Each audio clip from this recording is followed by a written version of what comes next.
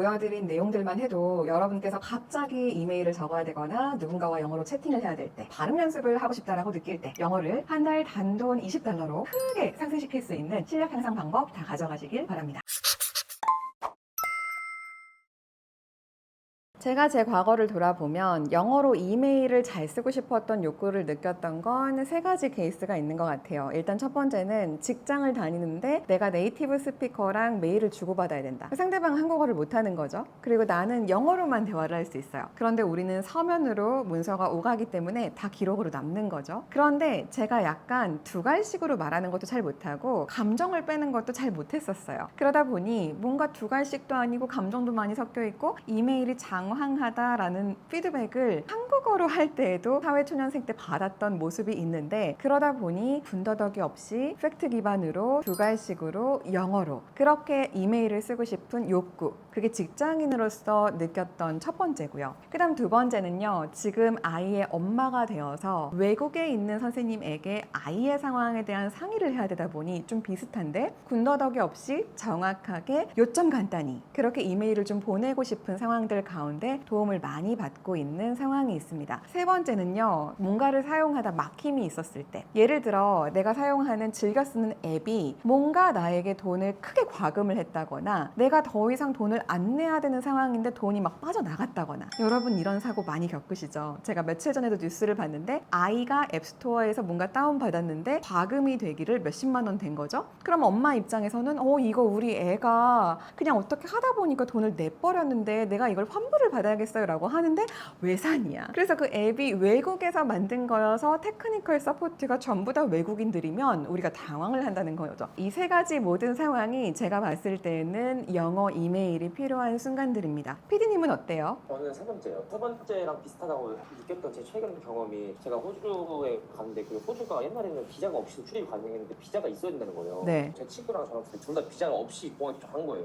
그런 상황에서 저희가 이미그레이션한테 바로 메일을 보내야 되는 상황이 있었어요. 네. 그런 상황에서도 이제 아무래도 테크니컬 서포트를 받을 수 있는 거랑 비슷한 결이라고 네. 생각하다 보니까 이런 상황에도 쓸 수 있지 않을까. 아, 좋아요. 한번 적어보도록 하겠습니다. 한국 공항에 도착을 했는데 네네. 호주로 출발하는 상황이고 비행기 표는 다 사놨는데 네. 비자가 있어야 한다는 안내를 받았어. 호주 입국 이미그레이션 관련 기관에 이메일을 보내서 비자를 발급해 달라고 요청을 해야 하는데 빠르게 진행해 달라고 촉구하는 이메일을 영어로 작성해 줘. 이렇게 한번 해보는 거죠. 그래서 이렇게 되면 여러분들이 이제 이 내용을 채우기만 하면 되는 거예요. 그런데 나는 이 내용을 받았는데 이 영어를 모르겠어 하실 수 있잖아요. 그러면 이 이메일을 다시 한국어로 번역해 달라고 하면 됩니다. 당황하지 마시고요. 위의 내용을 한국어로 번역해 줘 라고 하시면 여러분이 받으신 답에 해당되는 내용이 난 뭔지 모르겠다, 자신이 없을 때는 한국어로 바꿔보면은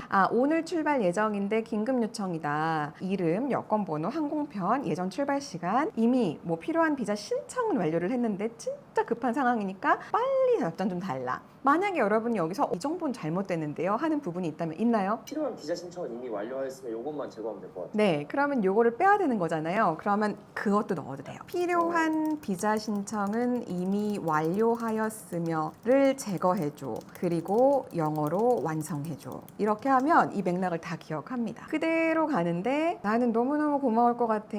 만약에 너가 이 부분에 대해서 나를 도와준다면 깔끔하게 나 이거 다 이미 해놨는데 라는 말이 빠졌습니다.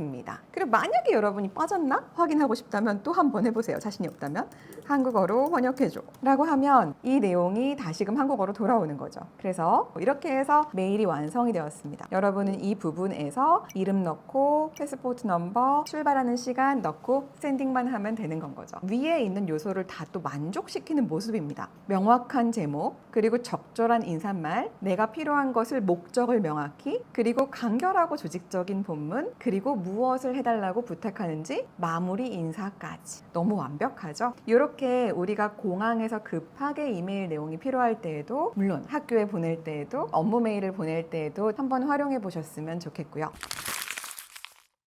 자, 그 다음 이제 퀴즈에 대한 부분도 한번 해보려고 하는데요. 우리가 퀴즈를 풀 때 예를 들어 고등학교 2학년 수준인데 초등학교 1학년 수준의 퀴즈를 주신다면 어떠시겠어요? 너무 시시하고 재미가 없으시겠죠. 나의 수준에 맞는 성취감을 느낄 수 있는 도전적인 퀴즈를 푸는 거가 재밌고 학습이 된다라고 느끼실 거예요. 그래서 저는 퀴즈를 GPT한테 부탁을 할 때에는 여러분께서 여러분의 수준을 정확하게 GPT한테 알려주는 것이 중요하다고 생각합니다. 그래서 GPT가 굉장히 잘 알아듣는 영어 수준에 대한 기준표가 있는데요. GPT한테 일단 영어 수준을 어떻게 분석할 거냐고 이야기를 나눠볼게요. 여러분 유튜브에서 10단계에 대해서 들은 거예요. 그러면 물어보는 거죠. 뭐가 10단계인 거야? 라고 물어보면 이제 본인이 생각하는 영어 수준 10단계에 대한 이야기를 합니다. 지금 우리 대화 맥락 속에서는 초보자부터 모국어 수준까지 10단계를 이렇게 정의해 봤어 라고 얘기를 하는 거죠. 그러면 기본적인 단어와 문장을 이해하고 사용할 수 있으면 1단계, 그 다음 일상적인 상황에서 대화를 비교적 유창하게 할 수 있으면 4단계, 그리고 내가 만약에 상급자 초반 높은 수준의 문법과 어휘를 구사한다면 7단계 이렇게 올라가는 거죠. 그럼 여러분들이 이걸 보시면서 나는 몇 단계지? 한번 생각해 보세요. 내가 생각하기에 intermediate 레벨인 것 같은데 라고 생각이 들면요, 이 레벨을 이야기를 해주고 퀴즈를 내달라고 하는 겁니다. 한번 해볼게요. 4단계 수준의 영어 실력을 가지고 있다고 생각해.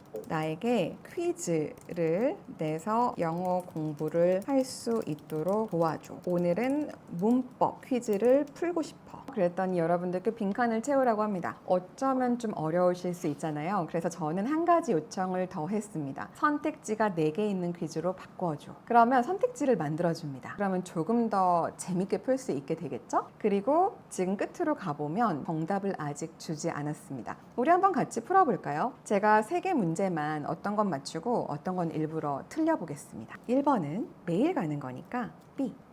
2번은 지난주 사건이구나. 그러면 C. 3번은 내가 전화할게. 미래에 대한 얘기인데 일부러 D. 명백히 틀렸는데 잡아내는지 한번 볼까요?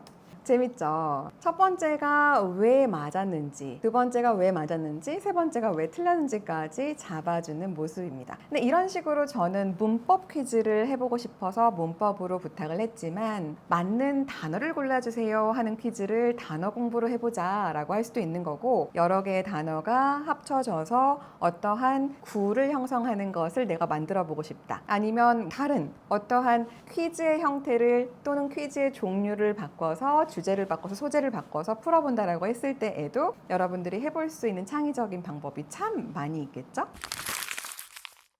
그 다음 여러분께서 또 재밌게 하실 거라고 생각하는 건 발음입니다. 제가 영어를 하면서 발음이 좀 헷갈린다, 나는 이 발음을 하는 게 너무 어렵다라고 느끼는 경험을 여러 번 했었는데요. 발음은 우리가 말로 하고 싶다면 웹브라우저에서 하시면 안 되고 아까 말씀드린 대로 앱에서 하셔야 됩니다. 그래서 앱으로 들어가서 그 다음 여기를 켜겠습니다. 영어로 연어를 발음하고 싶어. 나는 살몬이라고 말을 했다가 구박을 받았는데 영어로 연어를 어떻게 발음해? 영어로 연어를 발음할 때 살몬이라고 발음하는 대신 세먼이라고 발음하는 것이 맞아요. L은 발음하지 않으니 세먼이라고 하면 됩니다. 세먼. 네, 살몬처럼 들릴 수도 있지만 정확한 발음은 세먼에 가까워요. L은 발음하지 않고 S는 부드럽게 쌤처럼 시작해서 먼으로 이어지게 하면 자연스럽게 발음할 수 있어요. 세먼. 맞아요. 그래서 이렇게 우리가 세먼 이렇게 발음을 해야 되는 건 살몬 이럴까봐 발음을 교정해 주시는 걸 보셨는데, 어떤 단어든 내가 좀 발음이 어렵다라고 느끼는 것을 도와달라고 하는 거 얼마든지 가능합니다.